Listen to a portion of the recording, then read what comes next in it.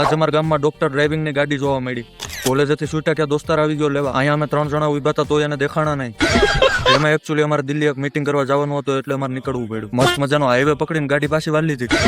કેમ કે આપણે આજ વાડિયા થોડુંક કામ છે યાર. વાટકામાં બ્લુ કોપર લઈને આવી ગયો બગીચામાં. એટલે આ પાન થોડુંક વધારે જ મોટું નથી થઈ ગયું? શું કેવું તમારું? આવી મસ્તી કરવાની. અત્યારના સમયમાં બધાને આંબા ઉજરવા મુશ્કેલ થઈ ગયા, પણ અમારે તો એવા ભાગ્યા કે કટિંગ કરવું પડ્યું. કટિંગ એમને નથી કરતા હો, એનો એક સ્ટ્રક્ચર અને એક કેનોપી બનાવવી પડે. ઇન્ડો ઇઝરાયલ ટેકનોલોજી તમને નહીં ખબર હોય? અચ્છા, हमको सिखा रिया है. હાલો ને એની પછી વાત કરશું. પેલા અહીંયા જાઓ. તડકાને લીધે તો દવાઈ સુકાઈ જાય તો અમારું શું થતું હોય છે? सोचने वाली बात नहीं है. કાંઈ ન હોય, એમાં ટપકાત કરવાના હોય.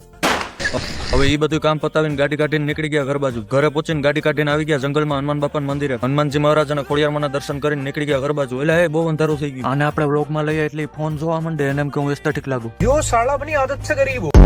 આ ક્યુ લોકેશન છે કોઈને ખબર હોય તો કમેન્ટ કરી દેજો. મને ખબર પડે ને અંધારામાં ઓળખાય કે નહીં. ए धमकी किसको देता है? ઘણાય તો પાછા આ ગાડીનું ભૂલી જ ગયા હતા, તો ભૂલી જ જાજો. આ બધું ગેમમાં સારું લાગે.